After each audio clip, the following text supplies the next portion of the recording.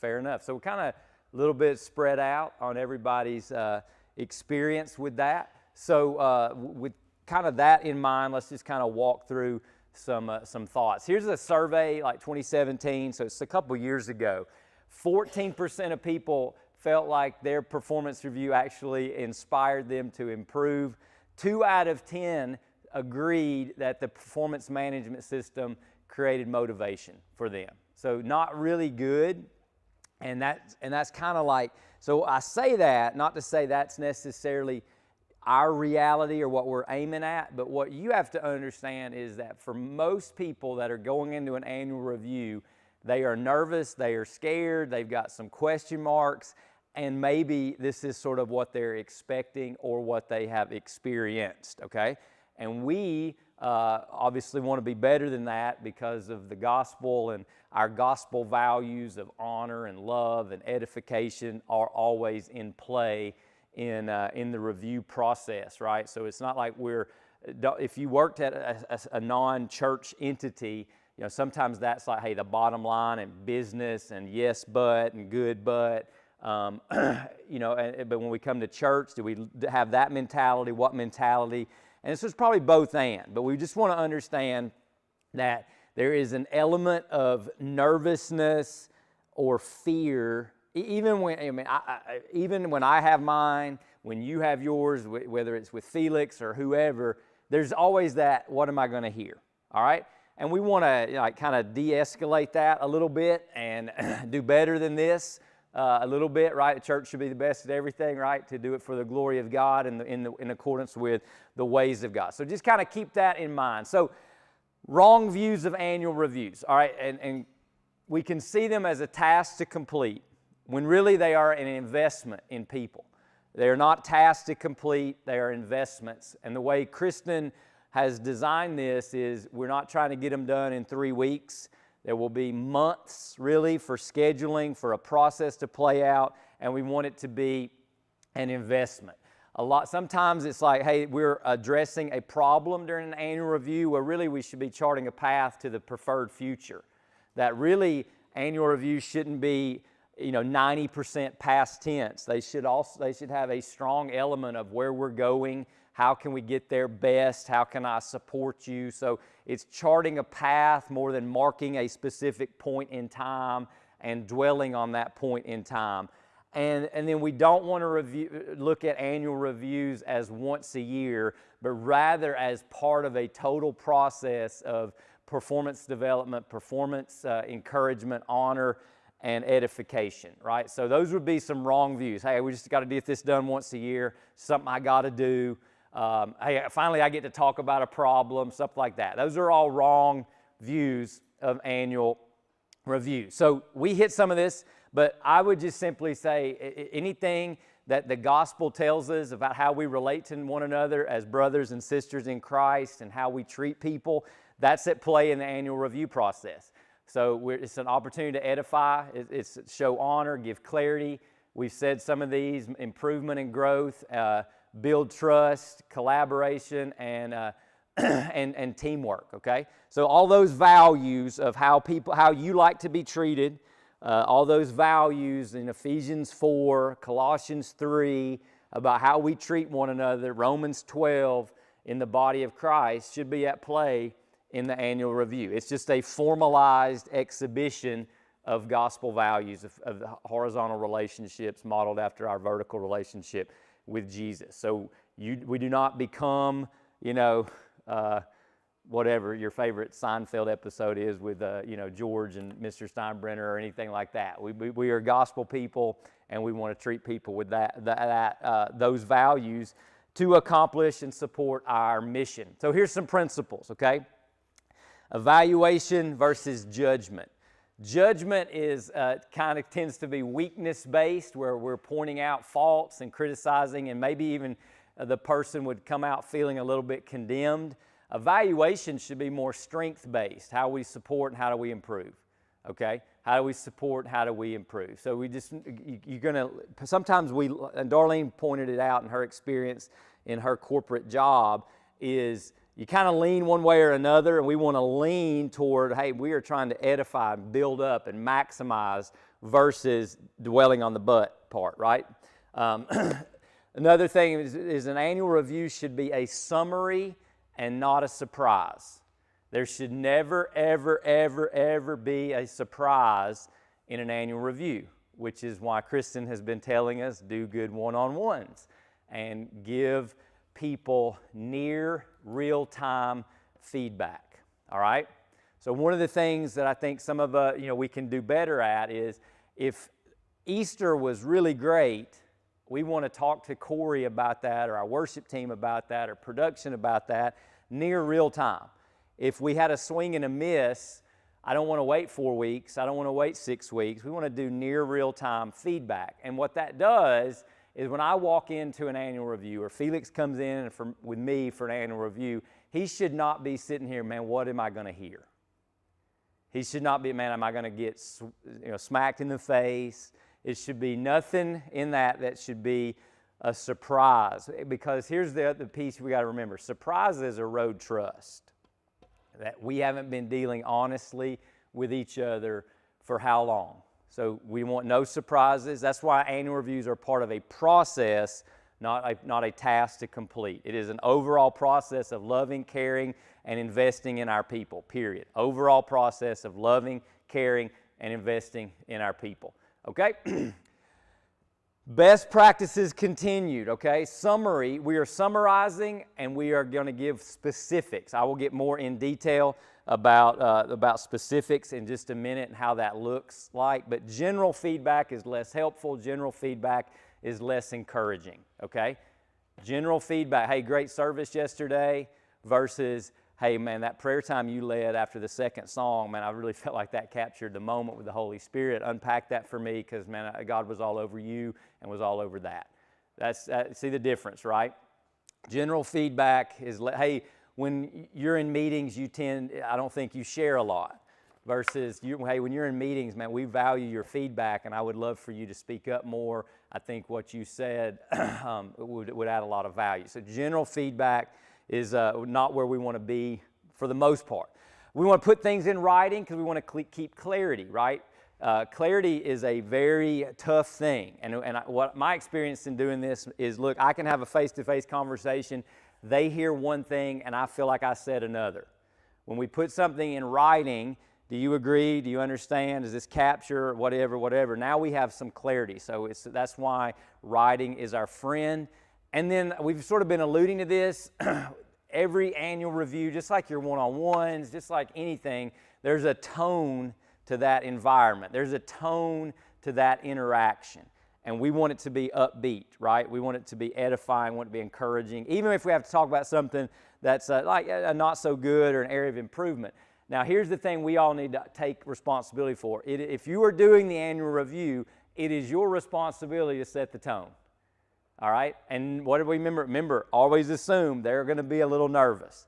They're going to be a little uncertain about what hand they're going to get played and what's going to be dealt with them. So we want to set the positive, the upbeat, hey, this is going to be a fun conversation when everybody can be at their best. So best practices. All right, here's something I picked up on. There's 4, if you remember the old thing in like the quadrants, right? Upper left, upper right, lower left, lower right. So there's 4 quadrants of feedback, if you can think about it that way. All right, so there's general positive, which has short and temporary effects.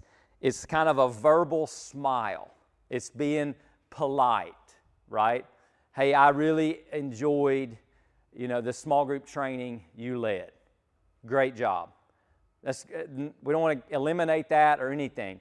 That's just not where we want to spend most of our time. There's positive specific feedback, which is the most fruitful square of the 4 quadrants. This is what gets celebrated, what gets repeated. This is encouragement.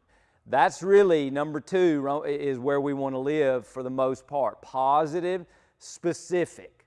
Positive, specific. All right, negative, specific is sometimes needed and necessary, and that's and it should be coupled with respect and constructive steps for improvement, etc. So we want to live in 2 and 3. Obviously, we want to be more positive than negative if at all possible. And general negative is an absolute never go there, never live there. It's the least helpful. It's like a verbal scowl, and it screams, I just really don't approve of you. So we want to live in the specifics, right, of how to edify, how to encourage. You know, you can say, hey, you lead a great meeting. Okay, fine. Unpack that more. Why? How do they lead a great meeting? What makes the meeting great? And go deeper into that, right? Hey, you're fantastic at raising up bridge builders. All right, go deeper in that. Give them more specifics. What gets celebrated gets repeated. You're very thorough. You're very organized. Okay, great. That's still general positive. So push deeper. Push deeper into the positive and the positive specific. All right? I always include this because I think it's important for us to understand when we do encounter a gap in somebody's performance or a gap between what you expect and what you're getting from your teammate, from the person that you're working with.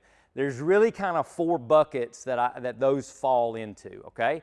And most of them are kind of on us as supervisors to help with or do something about. All right, so sometimes there's just unclear expectations. We talk sometimes like, hey, the person went from a bridge builder to now a part-time RB Kids minister. There's a transition, there's a change, right? We have to clarify expectations. So when you have unclear expectations, what we as supervisors have to give is leadership. And specifically, we have to give clarity around leadership, okay? And specify the expectations, specify what the expectations are for the role. Sometimes we run into folks who seem rebellious or disloyal. That may not be the case, but it comes across to you as like they just don't get it, they do their own thing.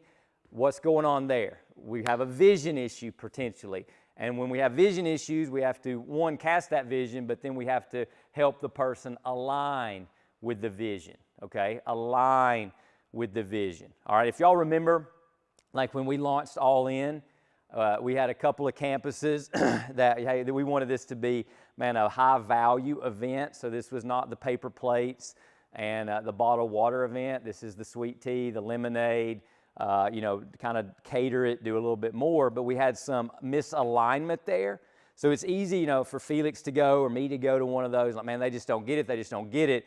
But we might not have given clarity for them to align to, okay? Third bucket is sometimes we just have incompetence. That doesn't mean they can't become competent. That's the leadership opportunity. But we just have to coach and develop the ability that they need, okay? The ability that they need. Like if you go from not being a campus pastor to being a campus pastor, you got to know how to lead staff. You got to know how to lead with and 360 lead your elders, right? That's not something you just, hey, man, never done that before. Today, I know how to do it. No, there has to be coaching. There has to be development. If you go from I've been in 7,000 meetings. I hate, 70% of them I hate, 30% of them I don't hate. That doesn't mean you're qualified to lead a meeting, right? That's just an ability that you have to gain, okay? And then number 4 is personal issues. Sometimes life happens, and folks just aren't doing great at their work because of things going on in their life. And what leadership do we give? Care, empathy, support, and mercy. That's it, right? So when you're diagnosing, when you find a performance gap, it's kind of where we have to become like doctors, right? And really work to get to the root of what's causing that. So, because our goal is not to live in frustration. Our goal is not to live in exasperation. Our goal is not just to critique, it's to diagnose and then adapt our leadership appropriately through our performance management system, our edification system, whether that's one-on-one, sidebars, let me grab coffee with you, and on into the performance evaluation that we do annually. So 4 reasons for performance gaps. All right, when we move toward the evaluation, I think there's 3 biases that you and me have to be aware of, and I misspelled a word. It's not regency, it's recency bias. Recency bias, preference bias, and personality bias. So when you evaluate someone, you got to work hard to overcome some biases so that you are not evaluating out of your biases and or your blind spots, okay? We're trying to be as objective, and edifying as possible. What I mean by recency bias, okay, let's say you are evaluating your student minister and you're doing that in April or March, and they killed it with Disciple Now. Disciple Now was a home run. And so you're like, man, I got the greatest student minister ever because Disciple Now was fantastic. And you forget about maybe in August, they needed 17 bridge builders and they had 7 because they had done no E4 during the summer, right? That's recency bias. Yes, talk about Celebrate Disciple Now. Be as specific as possible. But the evaluation needs to be as summative of the 12-month-ish 15-month-ish period as possible. Preference bias is sometimes, man, I just would prefer your neater, right? Well, okay, you're the worship leader and your stage is a mess. That's an issue. You're a worship leader, man, you lead a great service, you got great volunteers, but your office is a mess. You got to weigh that out. I'm not saying we shouldn't take care of our spaces, but don't, just because you're a neat freak, you can't expect everybody to be a neat freak. Just because your sense of humor is here, you get what I'm saying? So you got to overcome your preferences. And then personalities. This is not about like, you're not going to, we all have a little bit different personalities. We have a common chemistry, of course, but you just don't want to evaluate someone. Man, I just don't like how they go about doing that. As objective as possible based upon our vision, our values, and our commitments as a staff. So recency, preference, and personality are things to watch out for. All right, now we're going to talk about, with that kind of vision in place, we will talk about the process, okay? Kristen will define the process as far as timeline. I think our goal is to be done by August or July, end of August. Goal is to be done by the end of August, all right? Now let me say it this way, okay? Don't just come in. I would encourage you not to say, hey, I'm going to do your annual review on June the 15th. I would be more like, hey, is June going to be a good time for you? Because you want to be at your best, and I will get to that. You want them to be at their best, okay? So I will unpack that. So first, let's go to the input phase, okay? There is a self-review, and you got a copy of that, okay? There is a self-review that you want. This is before you do anything other than pray and kickstart the process. There is a self-review that you want them to give back to you. This is in writing, right, or in email, or in a document. It doesn't matter. But you want to have them do a good self-review that reflects on the year and that reflects on their own internal reflection and assessment of how they're doing, okay? You also want to get input on what's called dotted line feedback. There, you have that handout. So this would be like you would send an email or something. If you're the CP and you're doing your children's minister, you want to send Clarissa, hey, could you give me some dotted line feedback on how Michelle is doing? Okay, and Clarissa would fill this out or a version of this and send that back to, in that case, my example would be Doug, okay? Just so you're getting feedback. So you haven't started anything as supervisor. Their feedback and then dotted line. Not everybody's going to have dotted line feedback, and you just have to adapt that as well, okay? Questions. So two forms of input, MCDs, dotted line, and from the staff member. All right, then we're in the prayer phase, okay? So one, this is gospel-centered shepherding because everybody you evaluate is on your list, right? Everybody you evaluate is somebody you're praying for intentionally, consistently, and specifically. This is an awesome time to hold this person's name up before the Lord and see if the Lord, through the Spirit, from the Word, whatever, gives you some specifics of, hey, I want to share this word over you. I want to give you a scripture for the year that I feel like the Lord impressed upon my heart. You want this review process to come out of your prayer and your intercession for this person. You want that. You seek that. So we're praying. Again, not a task, right? Also, you're praying for the tone of the conversation, the tone of the interaction, and just for wisdom, for how best to encourage, how best to edify. So we have an input phase. We have a prayer phase, so we are not rushed. Then we have the writing phase, right, where the supervisor is going to complete this form.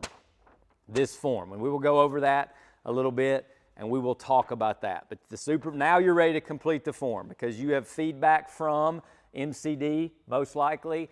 If that's applicable, you have prayed, you have their feedback, so you are now ready to prayerfully complete the form. And this may be, you may do it and sit on it for a couple of days. Hey, let me do number 1, or let me do Kingdom Seekers Be Before Do, and sit on it for a day or two. Not rushed, but you're completing the form. And I will go over completing the form shortly. Then you want to schedule it. And here's the question: when can everyone, you and them, be at their best? Okay? Don't evaluate your kids' minister the week before or the week after VBS. Don't do it. Okay? Please don't do it. If someone, and you know this person is having a marriage struggle, let them tell you when you think it's going to be the best season, right? Health struggle, all that kind of stuff. That's why we're going to give a window to complete these, okay? So it's not D-Day, it's like, hey, when can you be at your best? And if that person is going through you know what in their personal life, dates are arbitrary. We are pastors and ministers and people who love people, right? And if it's just going to feel like piling on to have one more thing, tell Kristen and we'll punt it, okay? Anyway, it's not the military. Sometimes it should be, but it's not in this situation, right?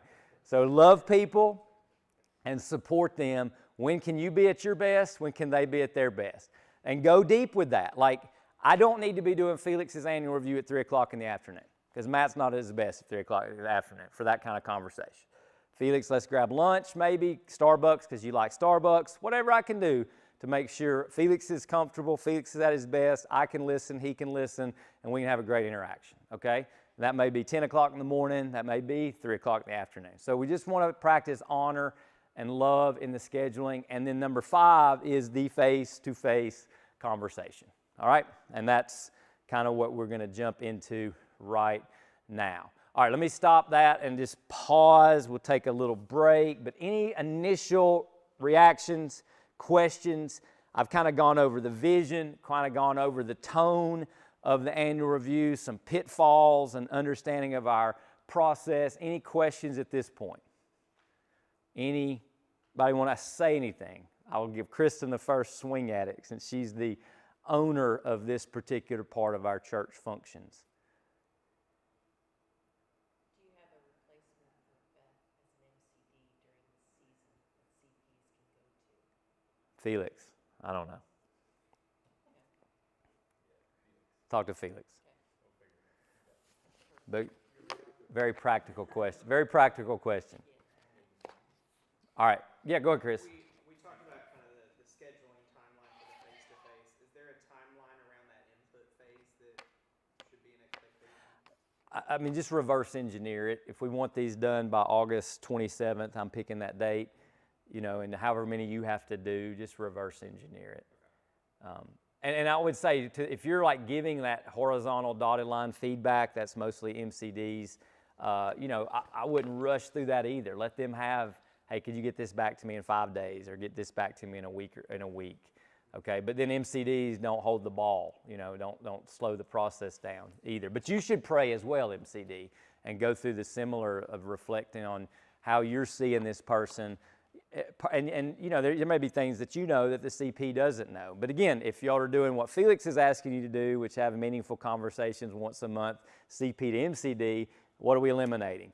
Uncertainty, gray areas, surprises, and hopefully nothing new is going to bubble up. Occasionally it will, and that's okay, because it's an opportunity for that to happen, hopefully in a safe, comfortable, edifying environment. Good, though. Other questions, other comments, other observations?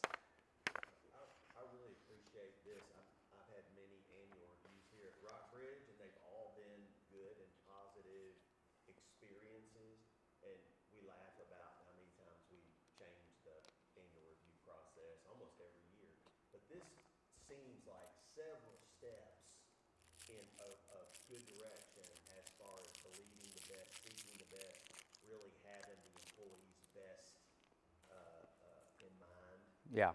And the prayer aspect of it is new and positive prayer emphasis in the process. Yeah. Love it.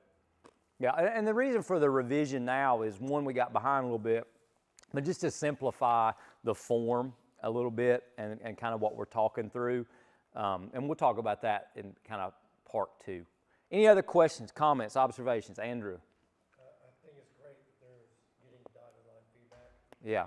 My question is, once I complete it, like say I'm doing for Dion, will Alan review that before I review it with Dion? Just give it a once over. Say that again. I'm not sure I followed you. Once I complete the review I'm doing for Dion, Okay. does my supervisor review that review? So you do hers. Yeah. Will he look at it before I review it with him? That's up to y'all. I don't know how your I don't know how your reporting relationships are. Yeah. No. You to. Dion to me. Supervising Dion. Okay. I mean, again, I would never want to surprise anybody. So if you don't think Alan knows about what you're going to talk about on a high level, then I would give him that. Does that make sense? Yeah. We never want to, but does he? That's kind of his comfort level. Yeah. So at one point, one of the bullet points had like finance team under the dotted Yeah. line. Like when we do lose, I'll probably ask like the finance chair, hey, how's Lou doing with you from your perspective, and that kind of thing. And anybody on the finance side, like when Felix does yours, if you kind of have a, Zach, if you kind of have a first among equals elder down there, then Felix probably just reach out and ask for any observations or feedback about you. Okay. Great questions, though. Anything else? Process, attitude, tone, vibe around it, values that we want to play by, exhibit, manifest. Everybody's good? All right. Why don't we take 5, go to the bathroom, get coffee, if there is coffee or water or whatever we got, and we'll regather in just a minute. Perfect. All right, we will now kind of get now into the practical side, the nuts and bolts side of like actually completing, assessing, and dealing with the form itself. So a couple of things to have like nearby: the one-on-one annual review that looks like this, and then what is affectionately known as the appendix, right, which is kind of a description of the categories on the one-on-one review. All right, so let me just give you one kind of summative statement. Annual review should be a summary, okay, and an investment into the preferred future. We've talked about most of that. No surprises, summary, and an investment into the preferred future for this particular staff person, their role, and an opportunity for you as well, right, to grow and to hear from them. They should have that opportunity to give you feedback as well.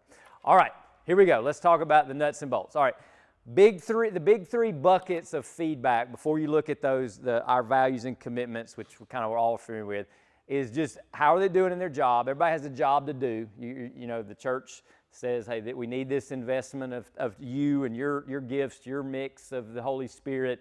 And so your job, that's your KRAs, that's your job description, that's just, Bill Belichick, do your job, right? I mean, that's just it, right? We all have a job to do. How do you do your job, okay? Goals. Everybody hopefully has some version of, this is my, stretch goal, health goal, ministry goal, personal goal, right? And I put the word SMART because generally specific, measurable, actionable, relevant, timely. Now, look, some jobs don't really have anything in that space all the time. Think like part-time admin sometimes. I mean, that kind of gets question marks. So I'm just giving you broad stuff that does not apply fully to every role, all right? But so performance, do your job. What does it take to operate the church, the ministry, the department, 52 weeks a year, performance. Goals, how are we trying to grow? How are we trying to get healthier? How are we trying to get better, right? My student minister had 10 small groups. Their goal is to have 12 after 12 months. So they got to train, recruit, enlist 2 more leaders. Oh, 2 dropped off, so that's 4 more leaders. That's the goal. All right, and then the third area, the third bucket that's always in view and always assessing it through this perspective is just how our values, our team contribution, alignment, mission, vision, values, what it means to be a rock bridger, okay? What it means to be just a part of the Rockbridge ethos, the Rockbridge DNA. So those are kind of the 3 buckets, big picture, 30,000 feet of how we're looking at. So we're not just saying, man, Felix does a great job, so I'm going to give him a great evaluation when Felix struggles to work with other people. All right? I'm just picking on you, man. I'm just picking on you. Okay? Huh? Yeah, you're sitting back next time. We're not, we're not just saying, man, everybody loves working with Jane Doe. She's awesome. Nobody has a bad thing to say, but she doesn't get anything done. It's total comprehension. All right, total comprehensiveness. All right, so those are the big buckets. All right, our rating system, and this is where your mileage may vary. If you've had assessments at other organizations, it just kind of gets yada yada. I think we stole this from Life Church. I think that's just where we landed. Every church I looked at had a different way to do it. I know how we did it in the Navy. So here's where we are. Outstanding, exceeds, and meets expectations. All right, any of those are good. First of all, make sure when we may need to do 15 minutes or 20, 30 minutes of training with the whole staff. Getting a meets expectation is not a bad thing. That means, man, you're doing great. I won't say great, you're doing good, right? So we just want to be okay with, hey, meets expectations is good. That's not 2.0, that's not average, man, you're doing a fine job. Okay, exceeds expectations. Now we're starting to get, man, in this area, we're seeing some shine. In this area, man, there's just, if it's 5 days a week, 3 of them, man, you're hitting it out of the park. Outstanding should be kind of rare. All right, probably, Jesus does not work here. He works through sinners here, but doesn't work here. All right. That second mile, that's maybe one of those on an evaluation. Maybe. Exceptional cases, maybe 2, all right? I'll tell you why this is important, okay? If Zach is hard on his team and evaluating people, and Doug Hunt is easy, then we're comparing 2 student ministers, for example, and people are like, wow, they're getting it. Well, they work for Zach, versus Doug. So you kind of got to think through, how do we be as objective as possible? In the Navy, they actually had a system where every captain had a rating, and this guy, man, he's hard. So if you work for him, and you got a 3.0, that'd be like a 4.0 for every other captain in the Navy, because they base promotions off your evaluations, right? And they realized, hey, this guy is just not, you don't get any good jobs from this captain, but you've probably gotten a great job from 15 other captains. So we're trying to be as objective as possible. I get we can't totally eliminate that because we are human beings, right? But I just want you to understand, outstanding is second mile. Consistent second mile in this area.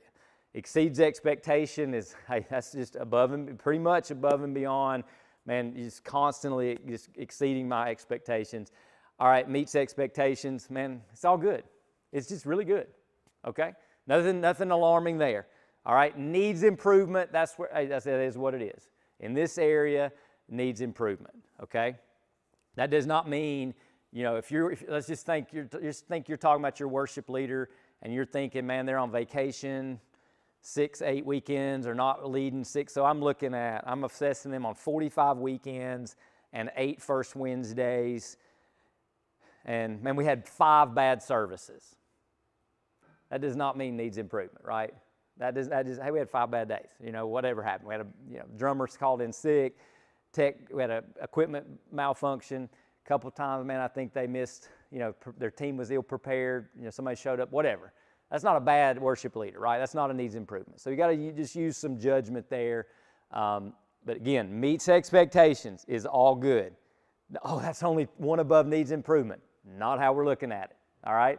Not how we're looking at it. Meets expectations is great. Is good job, man, no concerns. Exceeds expectations, and there you go from there. Questions about that? It's subjective. You got to get your own vibe. You got to have a voice. I am way more concerned about how you got to where you got and how you would explain to where you got to where you to your staff, to the person you're talking to, which is kind of where we go to next. All right? Yes, ma'am. I think no. If you want them to, you can, but I think that probably created more misalignment than alignment, the way it was originally. The intentions of it were noble, but I just don't know that. I mean, you tell me if y'all want to do that, we can. But it got a little squirrely. It's because sometimes the people are like, man. Some people are very hard on themselves, and then some people are like, man, if I give myself a needs improvement, man, I'm done. And so I think it gets really in people's heads to have to give themselves that. I do want them to give you a self-review and to say, here's how I think things went this year, how I'm doing, and then let you kind of own that space. Now, if you give them needs improvement and they disagree, y'all have to have a conversation. There has to be, hey, I'm not sure, I need to know why you did that. I mean, that has to be part of the calculus and part of the conversation. If you have that conversation and, you land at a place where you both just disagree, it just stays at Yeah. needs improvement. Yeah. You're a supervisor. But again, if I am evaluating Felix, I was picking on him. He's sitting right in front of me. Corey, I can't see. He's behind, and he's going on sabbatical, so he's going to miss this whole fun thing. I'll try to get you before you go, Corey. That'll be great, won't it? Corey, here's all the things you need to work on while you're on sabbatical. No. If I'm going to give someone a needs improvement, they should not know that's coming. Unless you have been doing, why does Christians say do good one-on-ones, right? They should know that's coming. In my strong opinion, right? I mean, there might be an exception to that, but if we're doing good one-on-ones and we're addressing problems near real time and giving great feedback, positive feedback near real time in that quadrant 2, right? Positive, specific, coach, and if in March, okay, Zach asked a great question during the break. We'll probably set the annual review time after this year, first quarter, January through March. That's probably when we'll aim for, or January through April, depending on Easter, now. There's a lot going on in that quarter, but that's probably when we'll do it. If you know in March that your person is not getting it done in an area, you should arrest that, stop that, help them grow in that, so you're not at needs improvement 8 months later when you sit down for an annual review in February. Does that make sense? Okay? So hopefully that's what we're doing. So outstanding and needs improvement hopefully are few and far between for different reasons.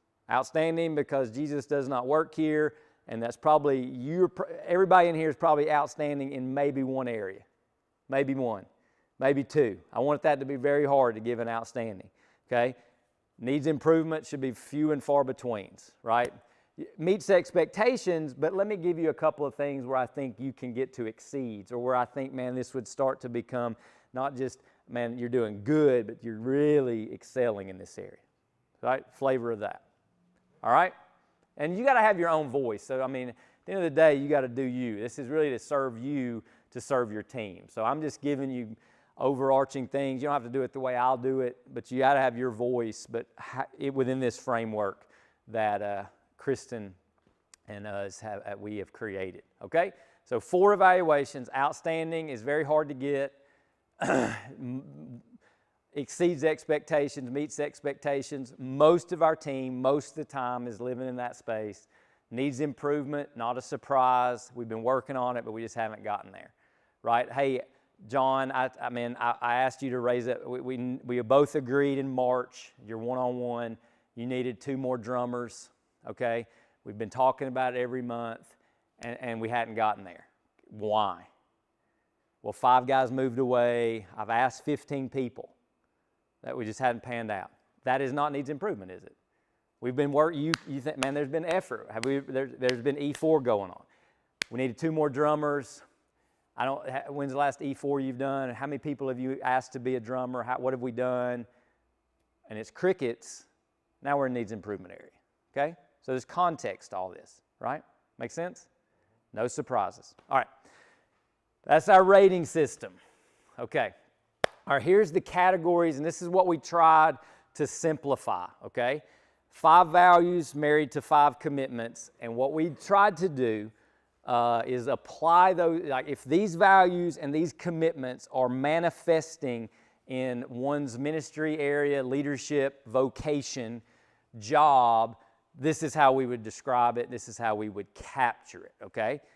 So we tried to take the values and commitments and develop a very relevant, practical, sticky thing around it, and then we describe it, all right? So just for clarity, these 2 forms are in view, one-on-one, annual review, and the appendix, all right? So we are kingdom seekers, okay? What does that look like? Mission focus is our buzzword, and our leadership trait, our vocational trait, our ministry trait. Does this person operate, carry themselves with a focus on mission? Okay? And then we go to the appendix, and there are bullet points that sort of capture mission or describe mission focus. You are not necessarily assessing them on all of those little bullet points. That is to help us get a spirit of what mission focus means. When you are giving specific feedback, you can grab some of the language from mission focus and target that to give them specific positive and or specific negative feedback. But you are not like going down and saying, man, Zach, check, minus. It's just get a feel, a spirit of the law, not letter of the law, around mission focus. So mission focus, just to keep playing with our analogy, understands Rockbridge mission and Rockbridge DNA. Do they understand Rockbridge? Okay? Has kingdom mission mindset, passion for the Great Commission, life change, champions initiatives to extend kingdom impact, makes decisions based on church goals and church strategies, exercise fiscal responsibility and good stewardship, resourceful, gets the most out of limited resources. Those are kingdom seeker descriptors. It's not comprehensive. We're not assessing Andrew on all of those, but when we look at that totality of the picture that paints, Andrew's mission focus is, and you give an assessment, okay? It meets expectations, exceeds expectations, etc. Okay? If you are going to give someone a needs improvement, then you definitely need to give that person a specific negative or a specific, go back to the 4 quadrants of feedback. You can't just say needs improvement and say, not sure you do good, you're not sure you're a great steward. That's not helpful, okay? That's when you would say, hey, you were late with your receipts 10 out of the 12 months. I had to go talk to Lou or Maggie 3-4 times and address this situation. Not sure we're getting the whole kingdom seeker thing. Yeah, that makes sense. That's different feedback, okay? So that sort of makes sense. The descriptor just gives you a flavor, a spirit of what is mission focus. What does mission focus look like? What does mission focus feel like? If you have a student minister that is cliquey, a student minister that is doing no outreach, a student minister that you're like, man, do you want to see lost kids? Are you just going with all the spiritually on fire kids, right? That is not mission focus, okay? So you got to address that. It could still be meets expectations, but here's the growth area, okay? You got to tailor that and view it comprehensively, okay? Make sense? The flavor. All right, be before do is sustaining attributes. Sustaining attributes, okay? That's just like what we've defined as sort of, man, when these traits are in a person, man, that's permission to play at Rockbridge. That's getting our sandbox. That is, come on in, be a part of the family. When those sustaining attributes are showing up consistently, not perfectly, that person tends to be a long-term Rockbridger, okay? So that's be before do. So we used to do be before do. I mean, are you praying, having a good quiet time? That's really hard to look at. But when we look at our sustaining attributes, man, are they growing spiritually? Are they bouncing back? and then the sustaining attributes that we have listed there, okay? And we're just going to give an assessment. All right, questions? I'm going to keep going. Then I'm not going to go to this detail on all of them. We're bridge builders, we equip people. People focus and team and systems development. Bridge builders, we've defined that. Man, we are focused on people. We describe that.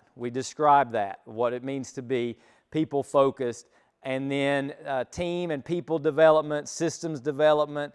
What does that look like? That's our E4. That's our high impact team, coaching, getting things done with people and through people.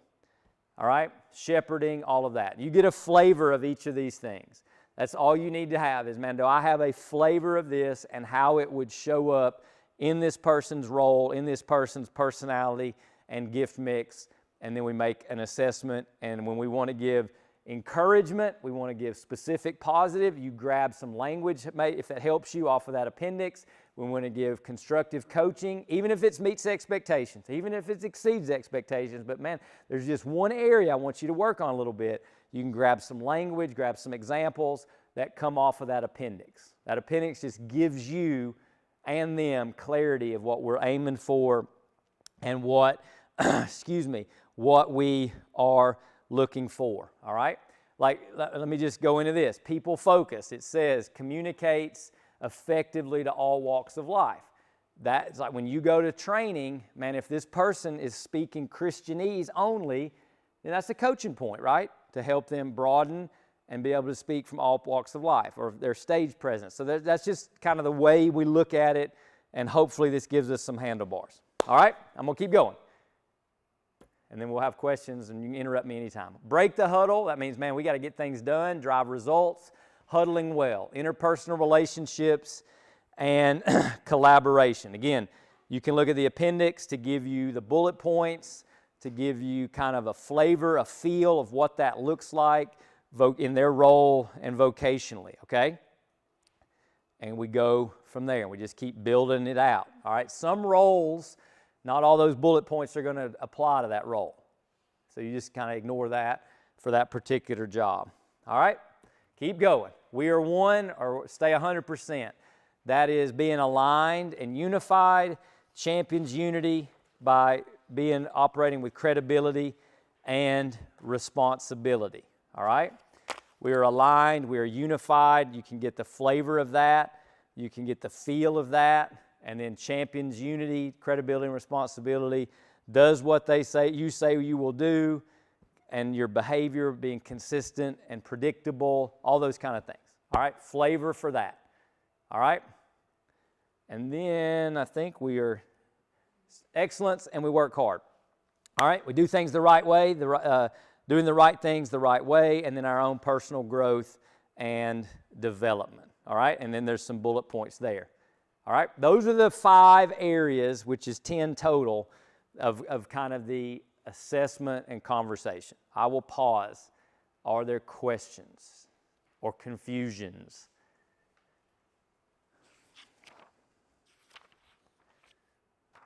As we round third base here.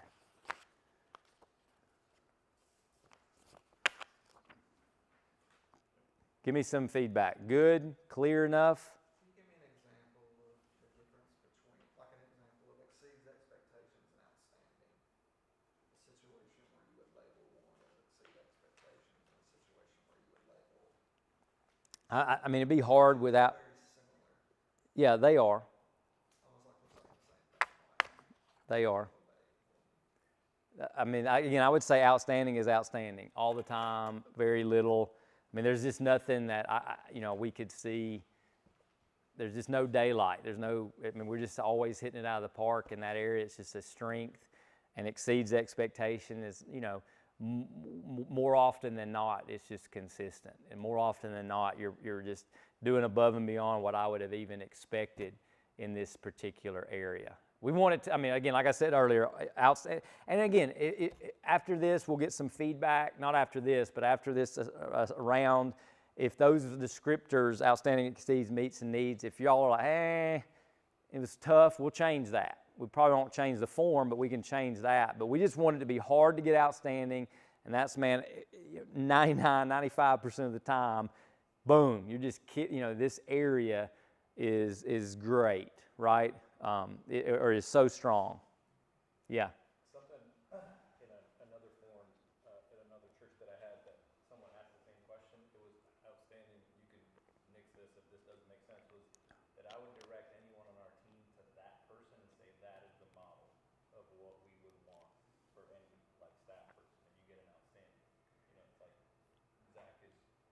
Go talk to Zach and do it. How Zach like he hits the marks, and man, go learn from him. He's the model for that area or that particular place. I don't know if that makes sense. Yeah, no, that's a great way to look at it. Does that help a little bit? Those aren't perfect. There's no perfect one on that.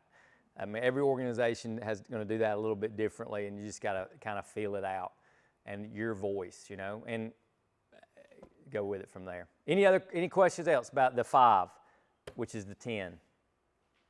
Yes, Doug. This is a little more like logistical, but I think, but will everybody get this? Yeah. Yeah. So people that we are reviewing, will they see this in advance? Yeah. Yeah, we want everybody to have clarity. That's probably what we need to do, staff-wide training on just the form. But we want everybody to have clarity. But what we don't want is somebody that's, and sometimes I think of like admins who necessarily don't always have bridge builders, them looking at, I don't do any of this. Now, you think about that differently for certain roles, okay? It's helpful, that's why I asked. Yeah, but really, on the appendix, we're thinking spirit of the law, not letter of the law.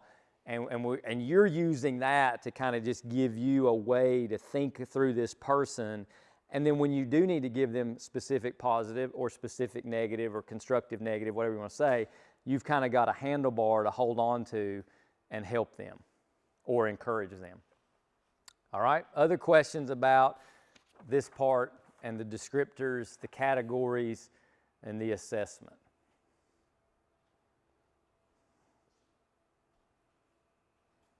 All right, let me see what we got.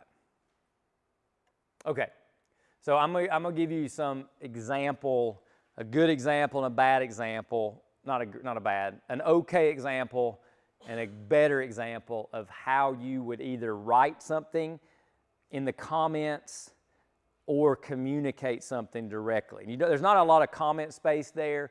You can put something, you can attach a piece of paper if you need to, but you don't have to comment on every single thing. Don't feel like you have to comment. Now, if you just give them a bunch of checks with no comments, that's no bueno either, right? You want this to be helpful, right? And specific. So the comments are specific, okay? Hey, great job, great year, love working with you. No, we need to be specific. Remember quadrant number 2, specific, constructive, specific, positive. So let's just look at the driving results piece and interpersonal relationships. All right, and I just picked something that has some participation to it, so you could think kids ministry, you could think small group, whatever. Great year with highest participation yet, needs to involve others more. Okay, that's general. That's very general, and it's like probably more of an ink waster. All right, that you could say that verbally, conversationally, but I'm asking myself, is that helpful to the person? Well, yeah, it's encouraging that we had a great year, that our numbers or however we measure engagement, our participation, however we're measuring that was positive. Need to involve others more. That feels a little vague, and I'm not sure what Felix means. I keep picking on Felix. I'm not sure what Felix means by saying that, okay? It's not bad, it's not great, right? That make sense? Everybody tracking? So let's try. Do we get better? You did an excellent job setting goals and tracking progress for these 3 initiatives. You created clear expectations and priorities for your team. You do have an opportunity to grow in delegation and empowering others. Maybe seek to create opportunities to collaborate through better meetings that invite feedback, ideation, and goal ownership. How's that? Is that a little better? Okay. hey, I don't know what that looks like. All right, I want you to read Patrick Lencioni's book, Death by Meeting. I want you to read Traction, there's 2 best books on how to run a meeting. And if you don't have a resource, yes, you do. Raise your hand, Kristen. Kristen has resources. Hey, here's a great podcast on delegation. Here's a great podcast on, hey, we've got a blog on. And so you want to, be helpful. If they don't know what that means or how that's going to show up next week in their ministry, then we've got more work to do, okay? We want to give them resources and things of that nature, okay? Like, let's go back. Excellent job. Hey, Felix, man, I was on sabbatical. I'm going to tell you what I would tell Felix if I were doing his evaluation. Felix, I was on sabbatical. Man, when I left, we set this goal to do the Red Letter Challenge. Man, you took the ball and ran with it. You got everything done. Everybody knew what to do. I saw no confusion in that. The execution was pretty seamless, pretty flawless. Felix, great job driving results. I can't type all that, but I can type a bullet point and then verbalize all that. So Felix, man, I love how you used Basecamp. That was great. Man, there was no confusion. Everybody could see anytime. It was fantastic. I talked to 3 volunteers. They were clear. Everything was good. How do you think it went, Felix? So see, we're saying now we're interacting. We're having conversation. He's getting very specific, positive feedback about how he drove the results for Red Letter Challenge. Now, if he was harsh with 15 people along the way, yeah, we got the job done. It was a great thing. But behind the curtain, there's some shrapnel. Then that's on the interpersonal side. And we've got to say, Felix, man, you drove results, but you were a little more drill sergeant, and we would probably need to lean a little bit, away from that. Let's talk about that. Is that a stress thing for you or whatever? We have that conversation. All right? So on drive results, we might be exceeds expectations. On interpersonal, we might be meets expectations or needs improvement if that's if that's consistent. If it's just one time, okay, meets expectations, but Felix, let's work on the interpersonal side. Here's what I'm talking about. Getting a vibe? All right, perfect. So just compare them again. Less specific is less helpful. More specific is more encouraging, more helpful, etc. Okay? Beautiful. And thank you, Kristen. I was going to bring that up. If we get to PIP, that is, again, no surprises. Kristen should know about that. Probably Felix, probably me should know about that. For certain positions, our campus elders should kind of know, hey, we got a staff member that's on the bubble, but we're not going to run into our elders and saying that until we have all agree. Like MCD, we've addressed this. So we're all on the same page. So that's not a unilateral decision to do a PIP. Again, it should not be a surprise. One of the reasons we put it on there is just so the person has some clarity. Man, I am meeting, I'm doing my job, and there's no alarming concerns. Nobody's Jesus. Everybody's getting meaningful feedback. Everybody's getting meaningful feedback. You in this room should be getting meaningful feedback. If we're not being loving. But we want to give them, we just take the pressure off. Man, you're doing great. Because most people on our staff lean toward, you're disappointed in me, I'm only meeting expectations. No, we're good. Okay, here's how we want to grow. All right, think about anything else we want to do. So the takeaways on this exercise is do not get chasing rabbits and splitting hairs on meets versus exceeds or meets versus needs, okay? Get an overall flavor of their performance, okay? If their overall flavor is, man, this is a good staff member, this is a good team member, in those 3 buckets, values, goals, and just KRAs, they're generally great, then don't put a needs improvement anywhere on that evaluation. Don't do it. Give them some things where they need to improve, but don't put it on there because the summative total of their job is solid, okay? It doesn't mean they don't have any areas or specific things to improve upon.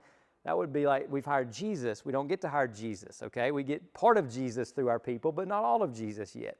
It's called glorification, right? So see what I'm saying? But if you're looking at the total summative and you're praying and you're like, God, this constantly is coming up. This issue just, I've talked about it in a couple one-on-ones. I had the MCD come talk to me. I had an elder mention something to me privately a couple months ago. Okay, it just keeps coming up. Now we're in the space of, that's a possible needs improvement. Possible, because you have the greater perspective, okay? Remember, compliments and criticisms are weighed, not counted. Compliments, criticisms are weighed, not counted. You weigh that because you have perspective, right? And you have, of anybody, you have the best picture of hopefully the people on your list, the people on your team. So we just want to weigh everything before we worry about exceeds or outstanding. Boom, we're right there. Man, how would I assess? What am I going to tell them to celebrate? What am I going to tell them to help them get better, improve, grow? What goals do I have for them? I want all of that clear before I worry about meets, needs, exceeds, outstanding. I want all of that clear in my brain. And then I'm going to kind of let those things reflect that status. Does that make sense? Is that helpful? Don't split hairs on that. Because at the end of the day, we want helpful, specific feedback. Okay?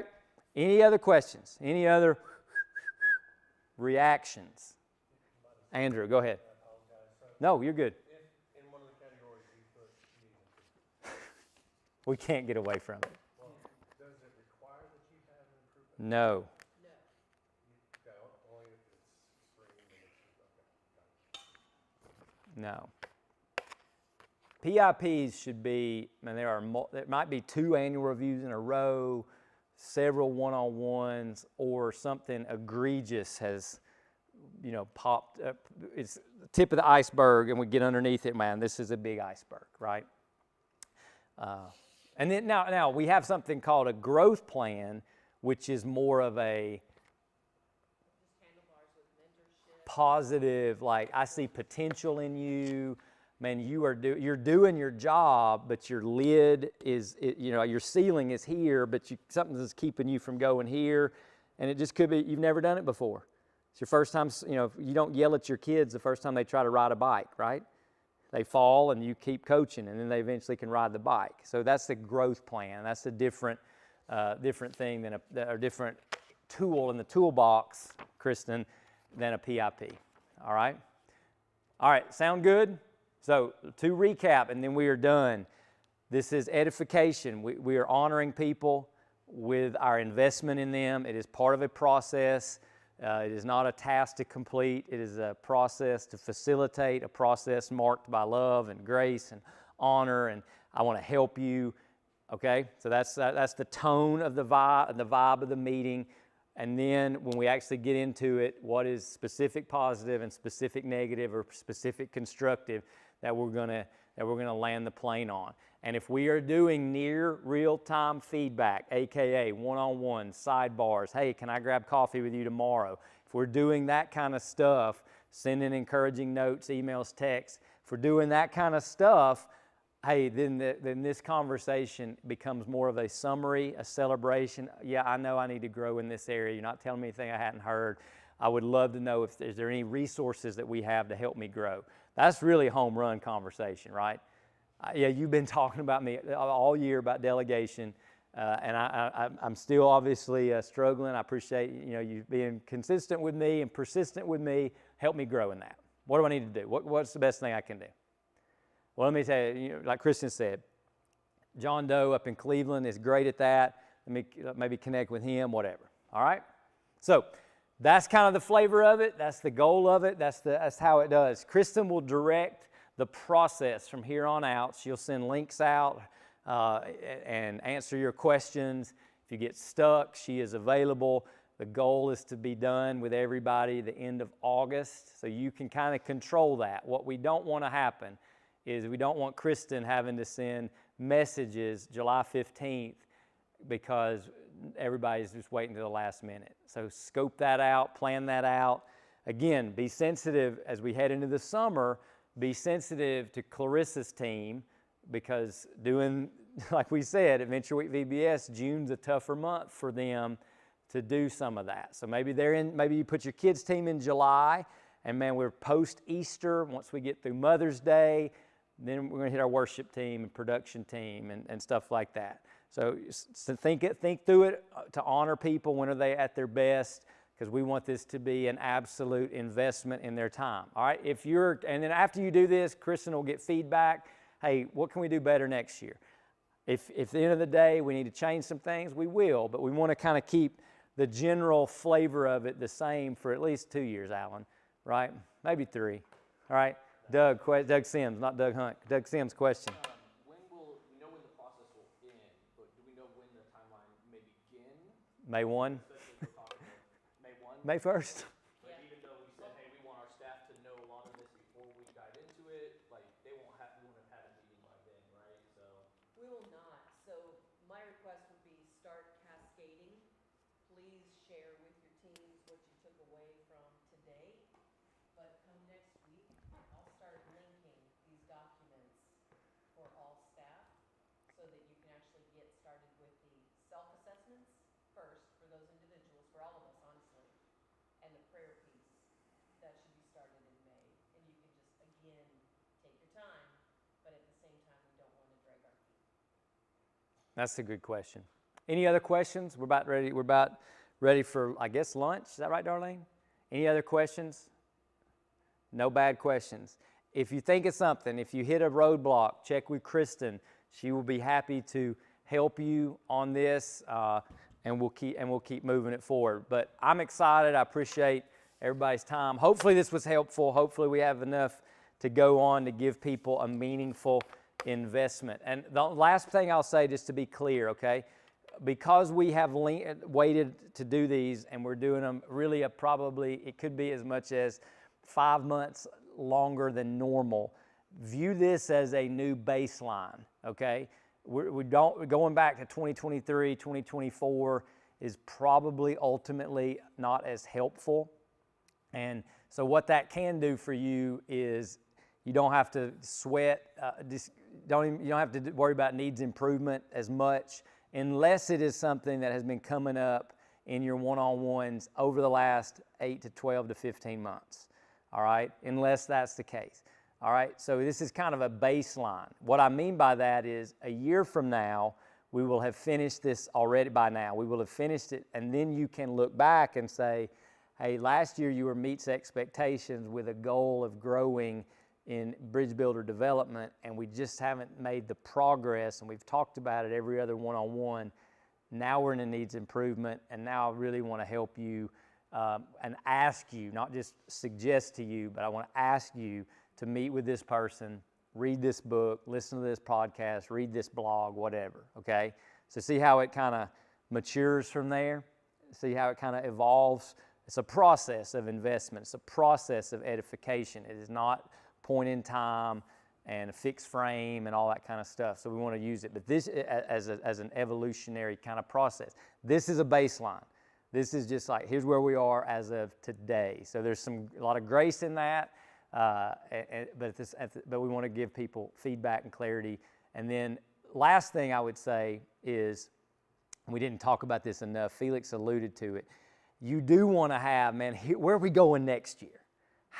At the end of the day, they should be sort of ready to charge the gates of hell with a water pistol, because we have spent some time talking about a vision for them, their ministry, their role, their vocation, and why you're excited for the best is yet to come. If we get boom, boom, boom, boom, boom, here's how I'm praying for you. What can I do better? So we want to not be always, there's a lot of rear view mirror, but really we also need to be looking out the windshield. Man, where are we going from here? Yep, we had 2 rogue small groups. All right, we're going to flush that down the toilet. We know how to handle that better next time. We know we need to work on, you got fear of people issues or approval issues. That's a sanctification and a leadership issue, how they intersect, okay? And here's some tools. But, man, we're flushing that. We're moving forward. Man, we're excited. Let's ready, set, break, okay? So we want to leave with, man, rear view mirror is rear view mirror. We're looking out the windshield. We got guardrails, guidelines, and we're headed forward by faith. Best is yet to come. All right?